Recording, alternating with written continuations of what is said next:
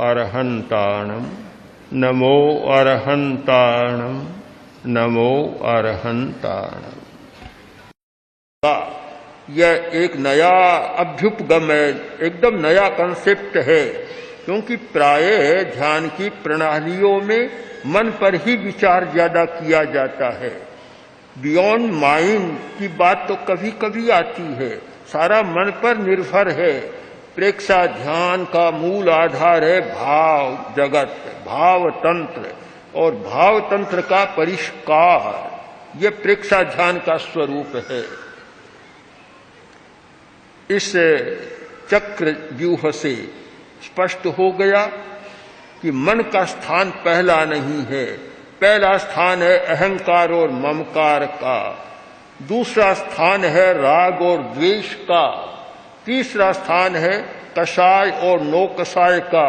यह सारा भाव जगत हमारा भाव तंत्र है। और इसके बाद स्थान आता है मन का, योग का, यानी मन का, वाणी का और शरीर का, इनकी प्रवृत्तियों का स्थान आता है। ये हमारे बाहरी तंत्र हैं।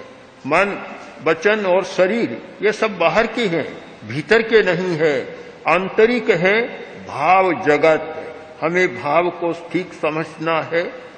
भाव एक भीतर से आने वाला चेतना का स्पंदन है, एक वाइब्रेशन जो भीतर की चेतना से आता है, और सूक्ष्मतर शरीर के प्रकंपन आते हैं, तब भाव का निर्माण होता है। हमारा कर्म शरीर जो सूक्ष्मतर शरीर है, उसके प्रकंपन तेजस शरीर में, हमारा एक तेजस शरीर, इलेक्ट्रिकल बॉडी हमारे भीतर है, विद्युत शरीर जिसके द्वारा सारा हमारा संचालन हो रहा है।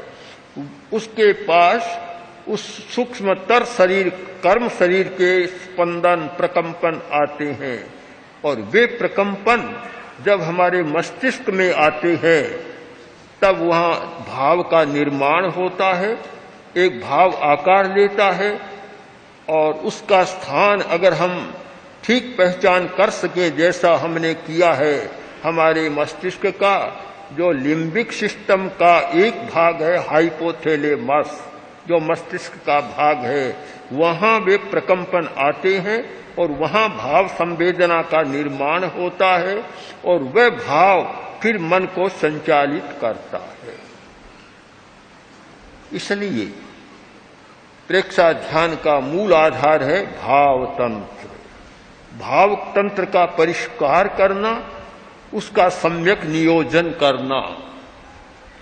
तो भाव का नियोजन, अब जब भाव दोनों प्रकार का हो सकता है, नकारात्मक भी और सकारात्मक भी, दोनों प्रकार का।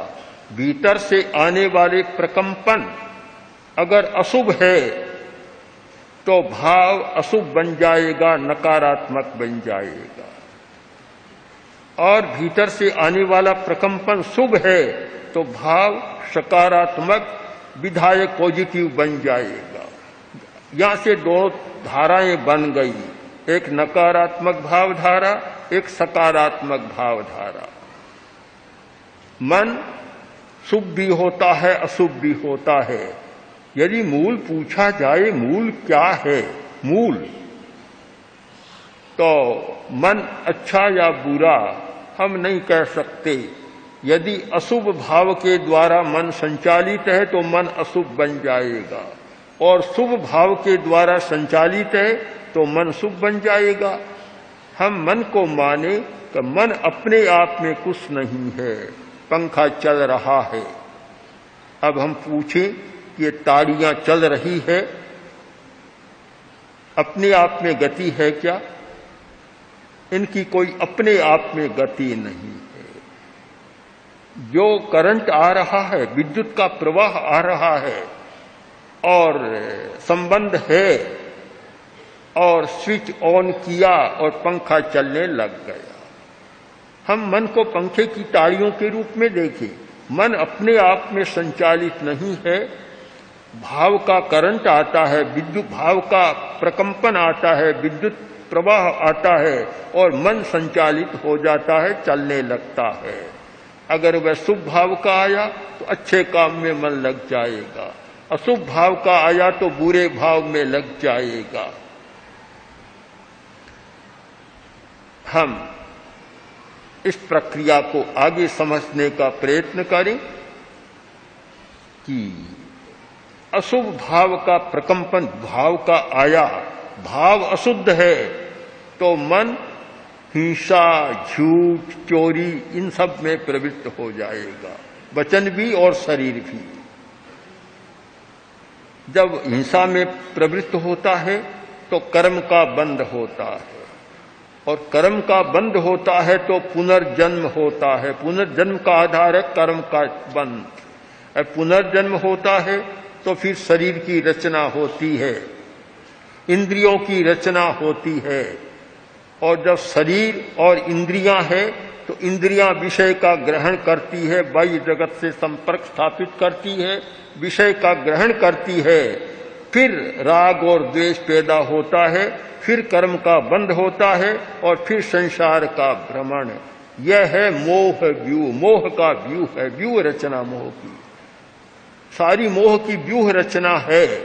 अब इससे छूटना है, इस व्यूह से बाहर निकलना है, तो हमें कहां किसको पकड़ना, प्रहार किस पर करना होगा, प्रथम मूल बिंदु को कहां पकड़ना होगा, मूल बिंदु को पकड़ें। उसे पकड़े बिना हम प्रहार की बात को नहीं समझ सकते। हम किस बात को पकड़ें, हम भाव पर जाकर विचार करें कि अशुभ भाव का हमें निरोध करना है, अशुभ भाव का विकास करना है। हमारा दो यहां से प्रस्थान हो गया। हम ये बात शरीर के स्तर पर, वाणी के स्तर पर और मन के स्तर पर नहीं कर सकते, नहीं समझ सकते। परिवर्तन जो होगा वह भीतर से होगा, भीतर में जाना होगा और भाव जगत में जाना होगा और भाव तंत्र का परिष्कार करना होगा। भाव तंत्र का परिष्कार करें तो फिर धारा बदल जाएगी। अशुभ भाव की धारा चलती थी, हिंसा, झूठ, चोरी, एक रास्ता अलग हो गया, एक श्रेणी अलग हो गई। और जब भाव को शुभ बना दिया तो फिर अहिंसा, क्षमा, दया, करुणा, ये दो धाराएं बन गई। एक धारा हिंसा, असत्य आदि की ओर जाती है और एक धारा अहिंसा, सत्य आदि की ओर जाती है। इसलिए मूल बिंदु को पकड़ने का प्रयत्न करें। ध्यान करने वाला व्यक्ति, अध्यात्म की साधना करने वाला व्यक्ति, धर्म की आराधना करने वाला व्यक्ति जब तक इस मूल बिंदु को नहीं पकड़ेगा तब तक उसकी धर्माराधना भी सम्यक नहीं हो सकेगी और ध्यान की बात भी नहीं हो सकेगी।